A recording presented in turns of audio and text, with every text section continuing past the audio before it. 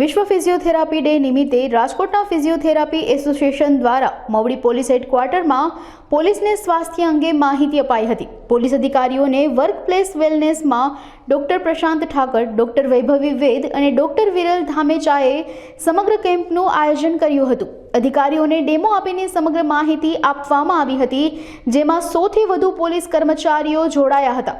લોકોને આડઅસર ન થાય અને અસરકારક ફિઝિયોથેરાપીની સારવાર લેવાનો આગ્રહ કરાયો હતો। લોકોએ ફિઝિયોથેરાપિસ્ટ પાસેથી જ ફિઝિયોથેરાપીની સારવાર લેવી જોઈએ તેવું જણાવ્યું હતું। સમગ્ર કાર્યક્રમમાં મવડી પોલીસ હેડક્વાર્ટરના પોલીસ અધિકારીઓનો ખૂબ સારો પ્રતિસાદ મળ્યો હતો। મારું નામ ડૉક્ટર પારસ જોશી છે અને હું રાજકોટ ફિઝિયોથેરાપી એસોસિએશનમાં હાલમાં પ્રેસિડેન્ટ તરીકે ફરજ બજાવું છું। અમારા એસોસિએશન દ્વારા આજે એક પ્રસ્તાવ હતો કે અમે મોવડી હેડક્વાર્ટરની અંદર જે પોલીસ કર્મચારીઓ છે એમને એમના હેલ્થ વિશે માહિતી આપીએ।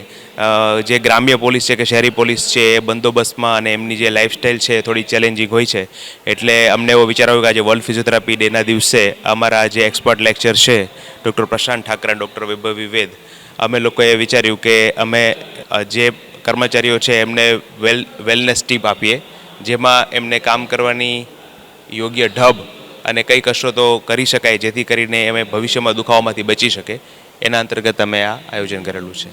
અમે લગભગ ટોટલ 25 જણાની ટીમ અત્યારે અહીંયા હાજર થઈ છે, જેની અંદર 3 એક્સપર્ટ લેક્ચરર હતા। એમાં ડૉક્ટર વૈભવી વેદ, ડૉક્ટર પ્રશાંત ઠાકર અને ડૉક્ટર વિરલ ધામેચા, જે પોતાના વિષયમાં પારંગત છે અને એમણે આમનો લેક્ચર લીધેલો છે।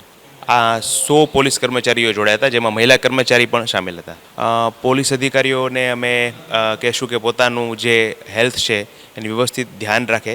ફિઝિયોથેરાપી એક થોડી અંડરરેટેડ બ્રાન્ચ છે, જેથી કરીને અમારો એક બીજો હેતુ એ પણ હતો કે અમારી જે બ્રાન્ચ છે એમના વિશે એમને થોડી માહિતી મળે અને કોઈ દુખાવા થાય તો એ લોકોએ ફિઝિયોથેરાપિસ્ટનો સંપર્ક કરવો જોઈએ, જેથી કરીને એ દુખાવાને ઉગતો ડામી શકાય અને આગળ ન વધે, જેથી કરીને દેશમાં એ લોકો સારી સેવા આપી શકે।